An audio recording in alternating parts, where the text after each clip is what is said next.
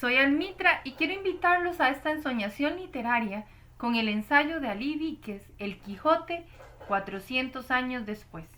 Escuchemos. Voy a proponer que la risa es un invento de Miguel de Cervantes, o mejor aún, un invento del Quijote. Nadie había reído sobre la faz de la tierra hasta hace exactamente 400 años, cuando la primera parte del Quijote salió a la luz pública. Entonces, poco a poco, la gente aprendió a reír, así como aprenden los niños pequeños que salen del vientre materno sabiendo llorar, pero que tardan al menos un par de meses para saber sonreírse, y otro tanto para soltar sus primeras carcajadas. La risa fue ganando terreno en España, en el corazón del idioma castellano, y se esparció sobre todo el planeta como un bálsamo estupendo de incalculables poderes curativos. ¿Acaso a esta maravilla hacía referencia el caballero de la triste figura, llamándolo el bálsamo de Fierabás?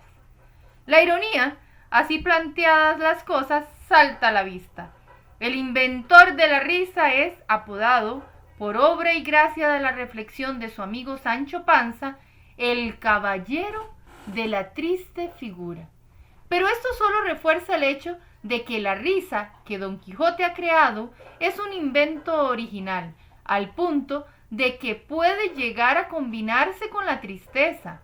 No es necesario estar alegre para reír como Don Quijote nos ha enseñado a hacerlo. De hecho, muchas veces reímos en este libro estando muy cerca de las lágrimas, como quien admite que ante una tragedia inconmensurable, y la del Quijote llegará a serlo, no queda otro camino que la carcajada. Algunos habrán reído, aparentemente, antes del Quijote. Eso lo puedo admitir. Pero a Don Quijote cabe el mérito de haber traído al mundo una forma de hacerlo por completo distinta. Don Quijote protagoniza una serie de pequeños fracasos, cada cual matizados con detalles que lo hacen más cómicos, hacen gracia a su empeño inicial, su fundamento irracional de las ficciones, su torpeza y sus previsibles descalabros, también la credulidad de Sancho, y la sorpresa y el desconcierto de quienes lo ven pasar o hasta se ven agredidos por él. Al principio no es difícil dejarse llevar, son solo pequeñas cosas, nadie sale herido de gravedad, y el caballero sabe levantarse y continuar ofreciéndonos diversión. Pero llega el momento en que efectuamos una sumatoria que esos episodios cotidianos, diminutivos y graciosos constituyen una tragedia enorme. Y es que a la derrota vital del caballero a la que hemos asistido, con carcajadas que deberían avergonzarnos, sin embargo no lo hacen, ningún lector he conocido que se sienta culpable por reírse del Quijote. Ninguno que haya dejado de hacerlo al darse cuenta de que Sancho tiene razón, el caballero es triste, y nos estamos riendo de los motivos de su tristeza. ¿Por qué? Me atrevo a decir que en cierto momento del libro todos nos percatamos de que al reír de Don Quijote y Sancho les estamos cobrando cariño. Hemos reído de ellos, es verdad, pero lo hemos hecho afectuosamente. Cada vez que lo hacemos, los queremos más. Y los queremos justamente porque, por medio de esa risa tan teñida, a veces de tristeza, ellos nos han enseñado que en el fracaso del humor nos reconcilia y nos aleja de las amarguras. El Quijote ha inventado la risa afectiva, aquella que es un acto de amor hacia el objeto que la provoca. La risa que celebra una derrota y que nace del propio abatimiento al fin y al cabo. La risa que más vale la pena, pues es la difícil de encontrar. Hace 400 años que el mundo aprendió a reírse así.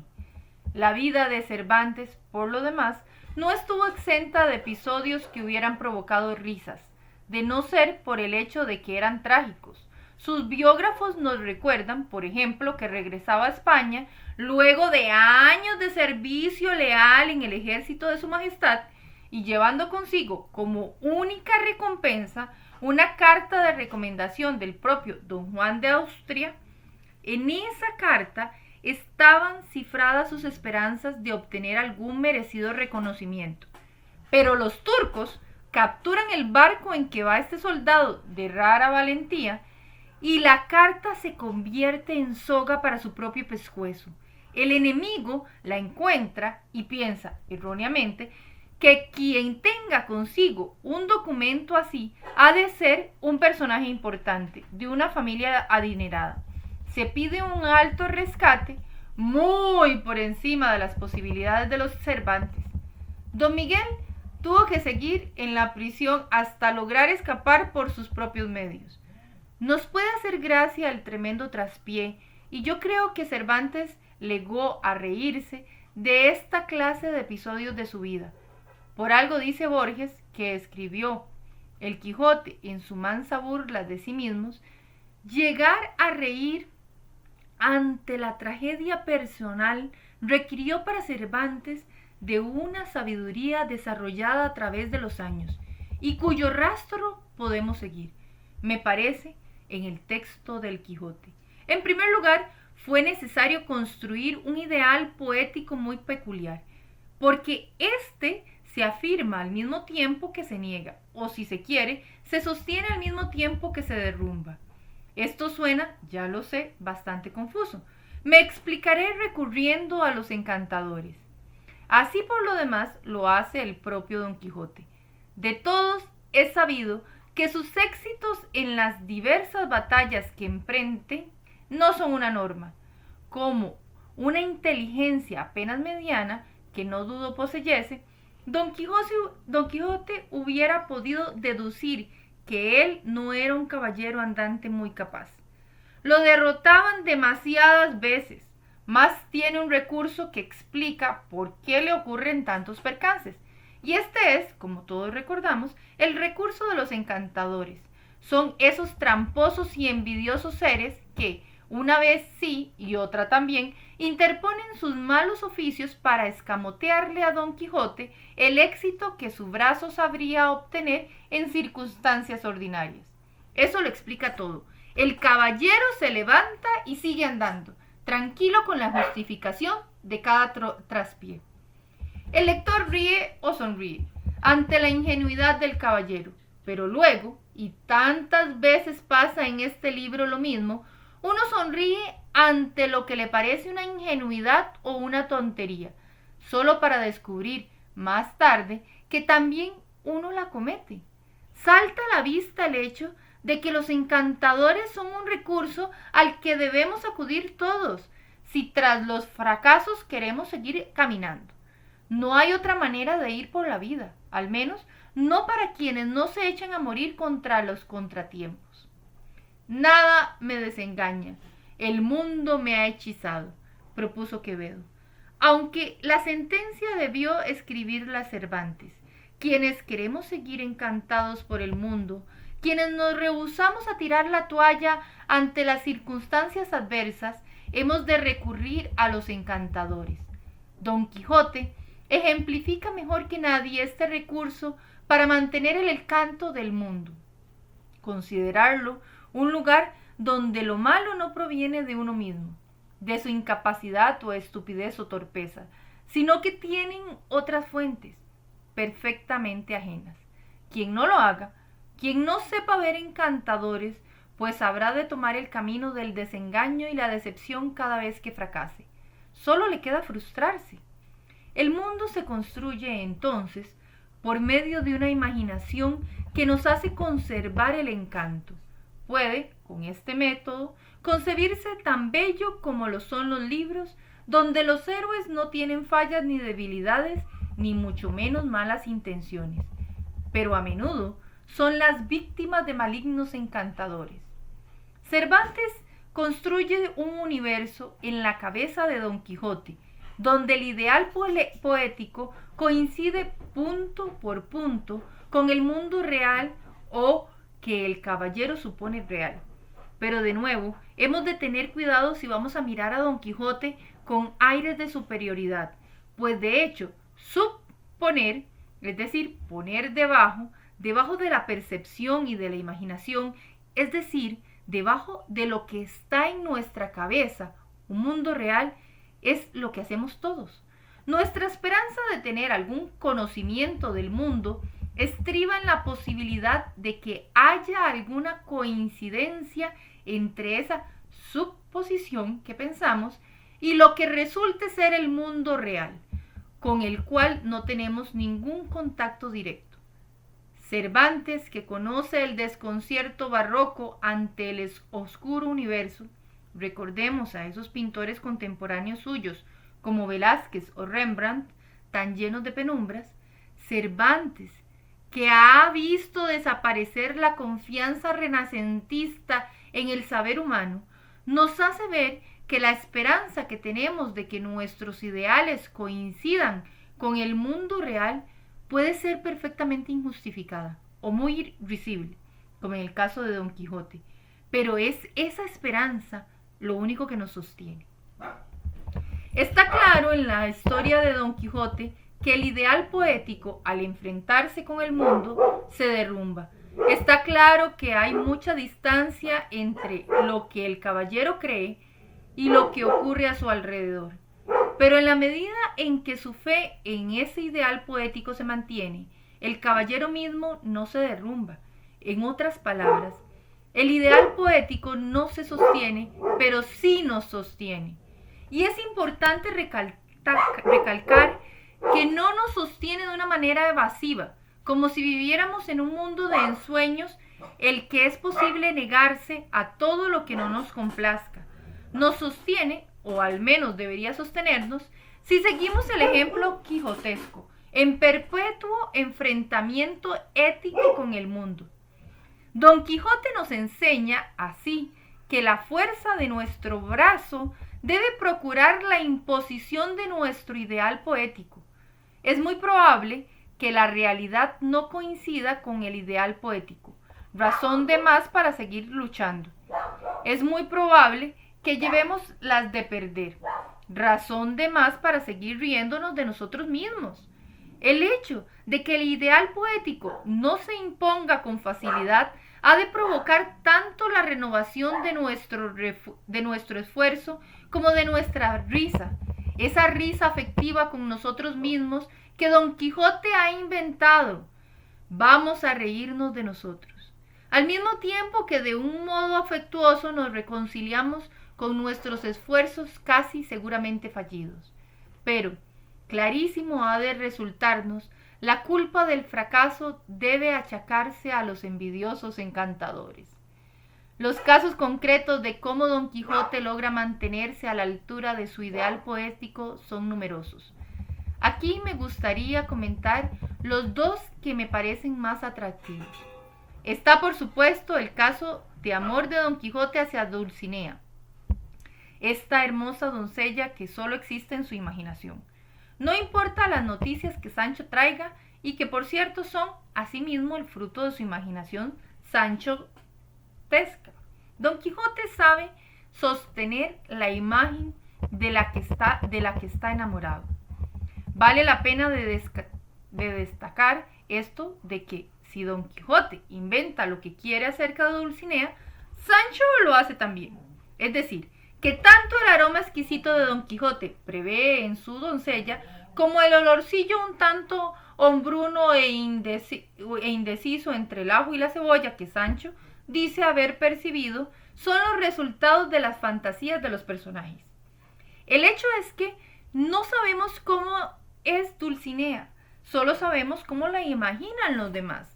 De Aldonza Lorenzo algo se dice, pero si hay algo indudable por eso que se dice es que Aldonza Lorenzo no es ni será nunca Dulcinea del Toboso. Pienso que la mejor forma de explicar el amor de Don Quijote hacia Dulcinea es comparar su actitud con la de un andaluz contemporáneo suyo, Don Juan. Recordemos que Don Juan es el maestro del disfraz. Su eficacia como seductor proviene de que sabe a quién esperan sus víctimas Y esa es la máscara que usa. Este es el principio de la seducción exitosa. Averiguar a quién está esperando la otra persona. Todo el mundo está esperando a alguien, sin duda. Cuando se presenta quien uno espera, no queda más que dejarlo entrar. Pero, si se trata de un impostor, pues Don Quijote no usa una máscara, más bien la proyecta. No le intenta seducir, quiere ser seducido. Crea la máscara de Dulcinea y lo coloca, casi por casualidad, sobre Aldonza. Así el amor estará siempre a salvo. Bien decía Antonio Machado que el amor precede a la amada. Esa máscara de la que amamos la tenemos todo y la proyectamos luego en alguna persona. Forma parte también de nuestro ideal poético. Queda muy claro en el caso de Don Quijote, que se inventa una doncella a la medida de sus libros. Otro episodio que ilustra el poder quijotesco para mantener incólume su ideal poético es el de los galeotes, al que pondré mi atención más detallada en el ensayo siguiente de este libro. Unos pobres diablos van a las galeras muy mal de su grado, y Don Quijote, tras escuchar la versión que cada cual da de su caso, decide liberarlos, porque no está bien hacer esclavos a aquellos que Dios y la naturaleza hizo libres.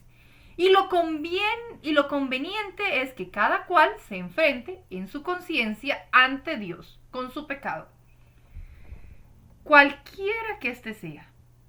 De modo que, para Don Quijote, que persigue siempre hacer prevalecer la justicia, esta no se relaciona con la imposición de castigos que impliquen la pérdida de la libertad. La justicia de los hombres no puede ir más allá que de la justicia de Dios. Y Dios nos ha creado libres. La idea atenta no solo contra las instituciones represivas de la época, el sistema penal y religioso imperante entonces, sino también contra las instituciones actuales. Imaginemos una sociedad sin cárceles. Debemos imaginarla, puesto que los ejemplos reales no la tenemos a la vista. Decía Borges que, con el tiempo, merecemos no tener gobiernos. Ojalá así sea, y también con el tiempo merezcamos no tener prisiones. Por ahora, es bastante obvio que no estamos preparados para suprimir las cárceles y dejar que el delito no tenga más repercusión que el ser un preso en la conciencia de quien lo comete. Es esta una situación que la humanidad, como un todo, debería merecerse antes de poder llevarla a cabo. Tampoco estuvieron preparados para ellos, tampoco parecieron merecer su irrestricta libertad los galeotes que liberó Don Quijote. Cuando el caballero les pide que agradezcan como se debe, es decir, presentando sus respetos ante Dulcinea del Toboso, los galeotes no solo no obedecen, sino que terminan por apedrear al pobre caballero y al pobre Sancho. ¿Hará este traspié que Don Quijote modifique su noción de justicia? Muy pronto advierte Sancho que no. Así escarmentará vuestra merced, le dice, como yo soy turco. No importa que el mundo no esté preparado para vivir de acuerdo con el ideal poético. Don Quijote sí que está preparado para hacerlo y lo demás no le interesa. Pero podría creerse que este apego a un ideal poético, aunque matizado por la risa que provocan su debilidad y su inadecuación al mundo, es un acto de terquedad y casi de sordera. Admitiré lo primero, Don Quijote es terco, y cuanto más terco, más risible. Pero voy a refutar lo segundo. Don Quijote no es sordo, sabe escuchar, en primer lugar a Sancho, y aunque difiera de él, no lo deja de comprender. Es la razón principal por la cual el voto de silencio que Don Quijote alguna vez exige a Sancho, motivado por la discretísima conducta que en los libros de caballería solían exhibirse a los escuderos, siempre fracasa. Don Quijote le pide a Sancho callar, pero no deja de escucharlo jamás. Al fin, todos nosotros sabemos, y esto me parece especialmente usual en Costa Rica, que la mejor manera de hacernos callar no es prohibirnos hablar, es la indiferencia ante lo que decimos. De esa indiferencia ante las voces ajenas, la de Sancho en concreto, es incapaz Don Quijote. Creo que hay pocos personajes en la literatura que manifiesten el interés genuino que tiene Don Quijote en lo que los demás gente declara. De modo, pues, que se trata de apegarse a un ideal poético, rindiéndose de ese apego al mismo tiempo que escuchando el ideal poético de los demás. Habrá quienes nos sigan y quienes nos adversen, y al fin y al cabo, nadie tiene la última palabra sobre a quién debe dársele la razón. Los acuerdos surgirán en ese diálogo interminable que es la experiencia humana. Esta parece ser la lección última que se extrae del episodio en la venta, cuando Don Quijote se topa con el barbero, a aquel a quien tiempo atrás había él arrebatado su bacía. Este instrumento se convirtió en su imaginación en el famoso yelmo de Mambrino.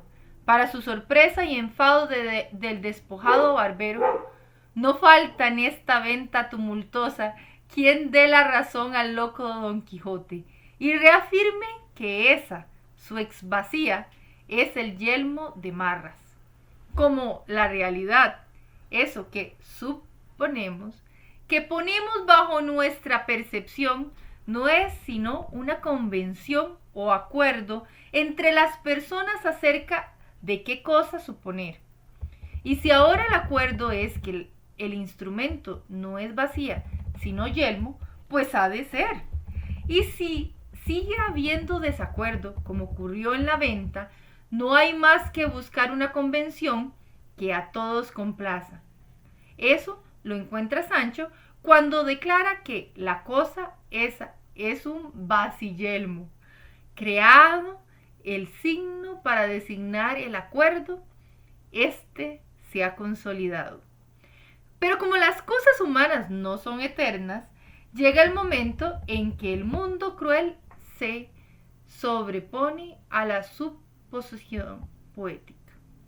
La última y más difícil de las lecciones quijotescas es tan simple como eso, que el paso del tiempo es inevitable y los artificios que el ser humano crea, llámese ideal poético o risa afectiva, no resisten el paso del tiempo. Así, la muerte se impone sobre todo y sobre todos, con la fuerza de una realidad sin comillas, a la que no pueden resistir nuestras convenciones, nuestras decisiones, ni nuestra poesía. La desilusión final del caballero, su aceptación del engaño, o más bien el autoengaño a que se sometió, su decisión de admitir que ha sido un tonto por creer en los libros, constituye el capítulo último del Quijote. Algunos, como a don Miguel de Unamuno, este capítulo 74 de la segunda parte, les pareció prescindible o decididamente injusto, una crueldad de Cervantes, que bien pudo dejar vivo al caballero, o al menos hacerlo morir en una batalla, con su locura magnífica, protegiéndolo de desilusiones. Yo tengo para mí que este desenlace del Quijote es la demostración postrera de que el arte y el pensamiento cervantinos habían llegado a la madurez con esta obra. Veo la necesidad estética y filosófica de que Don Quijote muera desengañado de su ideal poético y de que al final nadie se ría ya, pues si estábamos riendo desde el principio con una mezcla de tristeza y afecto, si desde el principio sabíamos que el ideal poético nos puede sostener, pero no puede sostenerse porque no coincide con el mundo verdadero, sino con el mundo de nuestro deseo, el final tenía que ser este. Otra cosa, creo yo, hubiera sido una concesión al miedo de aceptar lo que supimos sucedería cuando conocimos la locura que aquejaba al caballero, y lo comenzamos a acompañar en sus luchas. Otra cosa hubiera sido una acción evasiva y complaciente, indigna de Miguel de Cervantes. Está bien que muera vencido Don Quijote, aunque no nos guste, es su último acto de valentía. Hemos de reconocer que la ecuanimidad del personaje es, entonces, ejemplar. Ese Alonso Quijano, el bueno, demuestra estar a la altura de Don Quijote, en la medida en que se lamenta por error de su pasada credulidad libresca, pero no por la humana condición que lo lleva a la muerte. La vida ha sido una ilusión. Comprende el buen Alonso, pues bien, que así sea. La aceptación es tanto del desengaño final como de la anterior ilusión vivida. Ambas han sido necesarias para que esta vida sea como es. 400 años después, aunque es verdad de perogrullo decirlo, sigue siendo así. Espero que hayan disfrutado del ensayo. Nos vemos en el próximo video. Un abrazo.